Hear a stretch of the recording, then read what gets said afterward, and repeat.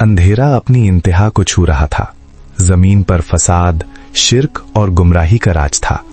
लोग हक को भूल चुके थे और दिलों पर खामोशी की मोहर लग चुकी थी। इसी बेचैन और खौफनाक दौर में एक रोशनी पैदा होती है, हजरत नूह। उनकी पैदाइश किसी आम बच्चे जैसी नहीं थी, जैसे कुदरत ने उन्हें किसी खास मकसद के लिए चुना हो।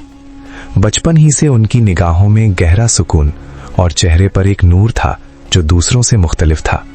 वो तन्हा रहकर सोचते, आसमान को देखते, जैसे किसी अनजान सच की तलाश में हो। वक्त के साथ साथ दुनिया और ज्यादा अंधेरों में डूबती गई, बट नूह अलैहिस्सलाम के अंदर एक रोशनी बढ़ती रही, एक ऐसी रोशनी जो उन्हें चैन से बैठने नहीं देती थी। लोग बुतों के आगे झुक रहे थे, झूठ को सच समझ रहे थे और हर तरफ गुमराही का तूफान था। फिर एक रात जब हर तरफ खामोशी थी, एक पैगाम उनके दिल पर उतरता है, एक आवाज जो ना देखी जा सकती थी, न रोकी जा सकती थी। ये वही लम्हा था जब उन्हें सच का बोझ और जिम्मेदारी दी गई। उनकी पैदाइश सिर्फ एक इंसान का जन्म नहीं थी, ये एक इनकलाब की इब्तिदा थी, एक ऐसी कहानी की शुरुआत जो आगे चलकर सब्र, ईमान और तूफान से लड़ने की मिसाल बनने वाली थी।